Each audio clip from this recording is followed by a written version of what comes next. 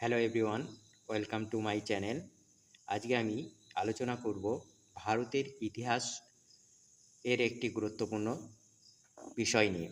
আজকের বিষয় হলো সিপাই বিদ্রোহ। তো সিপাই বিদ্রোহ থেকে আমাদের কেন্দ্র এবং রাজ্য সরকারের যে সমস্ত পরীক্ষাগুলি হয়েছে, যেমন ডাব্লিউবিসিএস, ডাব্লিউবিপিএসসি যত এক্সাম হয়, WBP, KP, SSC GD, Delhi police, clerkship, RPF, railway, group D, NTPC, এই যত ধরনের পরীক্ষা এই চ্যাপ্টার থেকে কোশ্চিন এসেছে, তো সেই কোশ্চিনগুলো নিয়ে আমরা আলোচনা করব আজকে। আমরা এখানে প্রত্যেক দিন এক একটা ছোট্ট ছোট্ট বিষয় নিয়ে আলোচনা করব এবং সেই বিষয় থেকে কেন্দ্র এবং রাজ্য সরকারের যে সমস্ত পরীক্ষাগুলি হয়েছে তাদের প্রিভিয়াস ইয়ারে কীরকম কোশ্চিন এসেছে সেই কোশ্চিন নিয়ে এখানে আমরা আলোচনা করব। তো আজকের বিষয় হচ্ছে সিপাই বিদ্রোহ।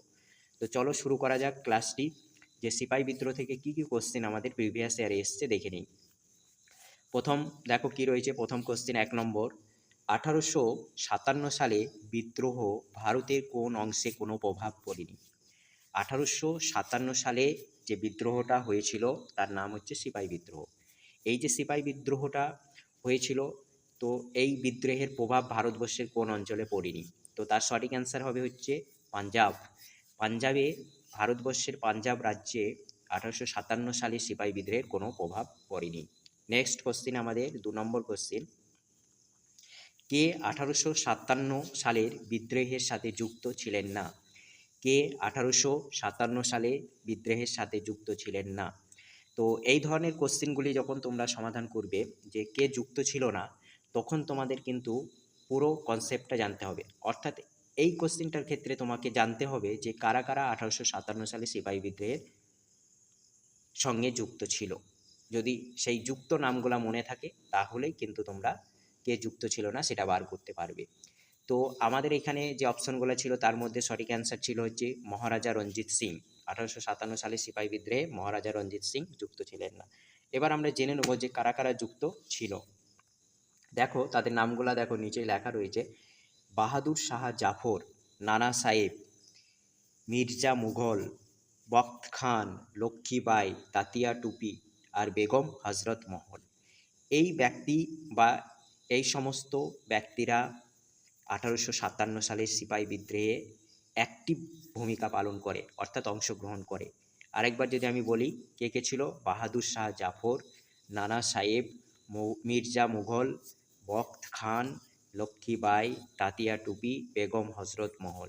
এরা ভারতবর্ষের বিভিন্ন অঞ্চল থেকে সিপাহী বিদ্রোহকে নেতৃত্ব দিচ্ছিলেন। নেক্সট কোশ্চেন আমাদের দেখো, ঝাঁসি রানী লক্ষ্মীবাই কে কোন ইংরেজ সেনাপতি পরাজিত করেছিলেন? অর্থাৎ ঝাঁসি রানী লক্ষ্মীবাই কোন ইংরেজ সেনাপতির কাছে পরাজিত হয়েছিলেন 1857 সালে সিপাহী বিদ্রোহে? তো তার সঠিক অ্যান্সার হচ্ছে হিউ রোজ। ইংরেজ সেনাপতি হিউ রোজ এর কাছে ঝাঁসি রানী লক্ষ্মীবাই পরাজিত হয়। নেক্সট কোশ্চিন আমাদের, 1857 সালের বিদ্রোহকে কে ভারতের সর্বপ্রথম জাতীয় সংগ্রাম বলে অভিহিত করেন? 1857 সালের বিদ্রোহকে কে ভারতের সর্বপ্রথম জাতীয় সংগ্রাম বলে অভিহিত করেন? এই কোশ্চেনগুলো হচ্ছে উক্তি টাইপের কোশ্চেন। এখানে একটা উক্তি বলা আছে, এখানে যেমন উক্তিটা কি, যে 1857 সালে যে বিদ্রোহ সেটাকে বলা হচ্ছে ভারতের সর্বপ্রথম জাতীয় সংগ্রাম। এই উক্তিটি কার বা এই কথাটি কে বলেছে? তো এর সঠিক অ্যান্সার হবে V D Savarkar. V D Savarkar মানে হচ্ছে বিনয় দামোদর সাভারকার। বিনয় দামোদর সাভারকার হলো বা বিনয় দামোদর সাভারকার বলেছিলেন যে 1857 সালে বিদ্রোহটা হচ্ছে ভারতবর্ষের সর্বপ্রথম জাতীয় সংগ্রাম। এর আগে কোনো জাতীয় স্তরে কোনো রকম সংগ্রাম সংগঠিত হয়নি। নেক্সট কোশ্চেন আমাদের, সিপাই বিদ্রোহ কোন বছর সংগঠিত হয়েছিল? সিপাই বিদ্রোহ কোন বছর সংগঠিত হয়েছিল? দেখো আমরা পুরো আগে পড়েই আসছি যে 1857 সালে সিপাই বিদ্রোহ। তাহলে সিপাই বিদ্রোহ হয়েছিল কত সালে? সঠিক অ্যান্সার হবে 1857 সালে। নেক্সট কোশ্চেন আমাদের, 1857 সালে বিদ্রোহের সময় ব্রিটিশদের চরম শত্রু কে ছিলেন? 1857 সালে বিদ্রোহের সময় ব্রিটিশদের চরম শত্রু কে ছিলেন? সঠিক উত্তর হলো মৌলভী আহমদ উল্লাহ সাহা। মৌলভী আহমদ উল্লাহ সাহা ছিলেন 1857 সালে সিপাহী বিদ্রোহের সময় ব্রিটিশদের চরম শত্রু। এই মৌলভী আহমদ উল্লাহ শাহকে বলা হয় ফৈজাবাদের মৌলভী। নেক্সট কোশ্চিন, 1857 সালের বিদ্রোহে বিহারের নেতা কে ছিলেন? অর্থাৎ 1857 সালে যে সিপাহী বিদ্রোহ হয়েছিল, বিহার থেকে কে নেতৃত্ব দিয়েছিল? এর সঠিক অ্যান্সার হচ্ছে কানওয়ার সিং। কানওয়ার সিং ছিলেন 1857 সালে বিহারের সিপাহী বিদ্রোহের নেতা।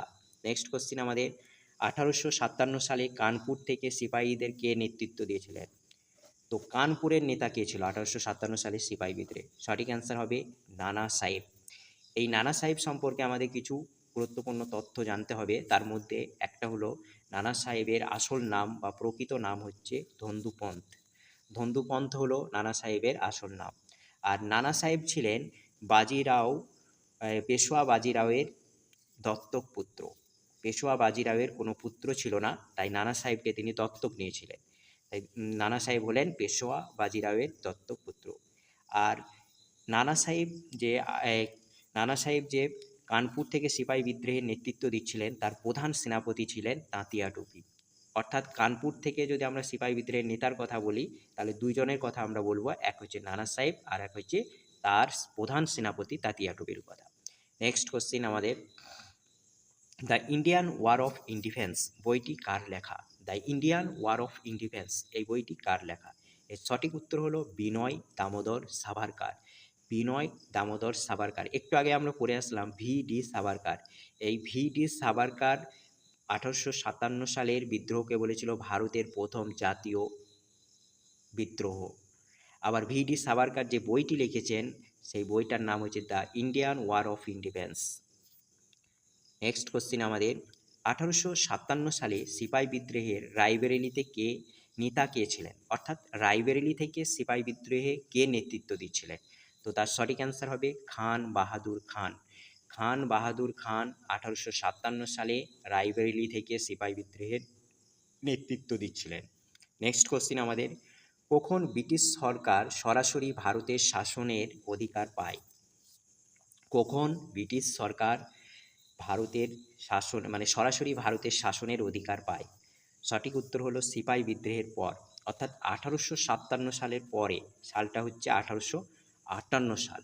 মহারানী ভিক্টোরিয়ার ঘোষণাপত্রের মাধ্যমে জানানো হয় যে ভারতবর্ষ শাসন করবে, ভারতবর্ষের শাসন, ইস্ট ইন্ডিয়া কোম্পানির শাসনের অবসান ঘটানো হলো এবং আজকের পর অর্থাৎ 1 নভেম্বর 1858 সাল থেকে ভারতবর্ষকে শাসন করবে ব্রিটিশ পার্লামেন্ট সরাসরি। তো এই 1857 সালে সিপাহী বিদ্রোহের পর থেকেই ইস্ট ইন্ডিয়া কোম্পানির অবসান ঘটে এবং ভারতবর্ষে চালু হয় ব্রিটিশ শাসন। নেক্সট কোশ্চিন, ব্রিটিশদের বিরুদ্ধে প্রথম স্বাধীনতা সংগ্রামী কে ছিলেন? ব্রিটিশদের বিরুদ্ধে প্রথম স্বাধীনতা সংগ্রামী কে ছিলেন? তো এর সঠিক অ্যান্সার হবে রানী লক্ষ্মীবাঈ। রানী লক্ষ্মীবাঈ হলেন ব্রিটিশদের বিরুদ্ধে প্রথম স্বাধীনতা সংগ্রামী। নেক্সট কোশ্চিন, কবে মহারানী ভিক্টোরিয়া ঘোষণা করেন যে ভারতের শাসনভার সরাসরি ব্রিটিশ সরকারের হাতে অর্পিত হলো? তো এর সঠিক অ্যান্সার হবে 1 নভেম্বর 1858 সালে। একটু আগেই আমরা দেখে আসলাম যে 1857 সালে সিপাহী বিদ্রোহের পরে ভারতবর্ষের শাসনভার ইস্ট ইন্ডিয়া কোম্পানির হাত থেকে চলে গেল ব্রিটিশ পার্লামেন্টের হাতে। তো এটাই ছিল মহারানীর ঘোষণাপত্র। নেক্সট কোশ্চিন আমাদের দেখো, 14 নম্বর কোশ্চিন, ভারতের কোন শহরে সিপাহী বিদ্রোহ প্রথম সূচনা হয়? ভারতের কোন শহরে সিপাহী বিদ্রোহ প্রথম সূচনা হয়? তো এর সঠিক অ্যান্সার হবে হচ্ছে মিরাট।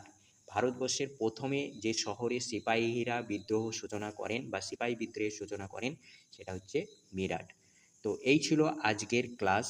ক্লাসটি যদি ভালো লাগে অবশ্যই চ্যানেলটি লাইক, শেয়ার এবং সাবস্ক্রাইব করে দিও।